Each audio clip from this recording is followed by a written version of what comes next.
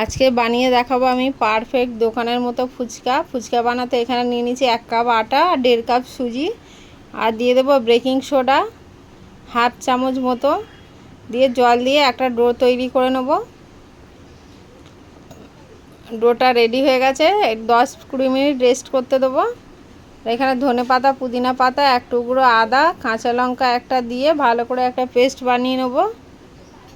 সামান্য একটু জল দিয়ে দিলাম আর সেদ্ধ করে রেখেছিলাম আলু আর মটর, এটা দিয়ে এবার পুরটা রেডি করে নেব। ফুচকার তো দিয়ে দেবো চাট মশলা, প্রথমে জলটা বানিয়ে নিলাম, ধনেপাতা পুদিনা পাতা চাট মশলা অল্প তেঁতুলের এটা একটা পেস্ট এনেছিলাম, নুন দিয়ে দিলাম, বিট নুন দিয়ে দিলাম।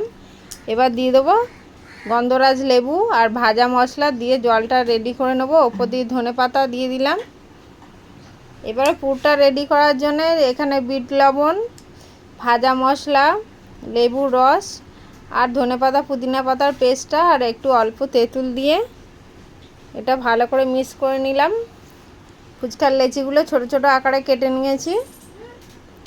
এভাবে করে একটা একটা করে বেলে নেব সবগুলো, নিয়ে তারপরে সবগুলো একসাথে ভেজে দেখাবো। আর আমার ভিডিওটা যদি ভালো লেগে থাকে লাইক কমেন্ট শেয়ার করবেন। ফেসবুক থেকে দেখলে আমার পেজটি ফলো করবেন আর ইউটিউব থেকে দেখলে আমার চ্যানেলটি সাবস্ক্রাইব করে দেবেন। এভাবে একবার বাড়িতে ফুচকা বানিয়ে দেখতে পারেন। অনেক দিন পর্যন্ত সংরক্ষণ করা যায়, প্রায় 1 সপ্তাহের মতো এটা প্লাস্টিকে ভরে রাখলে থাকবে। ফুচকাগুলো দেখুন কি সুন্দর ফুলেছে আর দোকানের মতো একদম পারফেক্ট হয়েছে। একটা আমি জল ভরে দেখাচ্ছি, একদম কুড়মুড়ে ফুচকা হয়েছে দোকানে।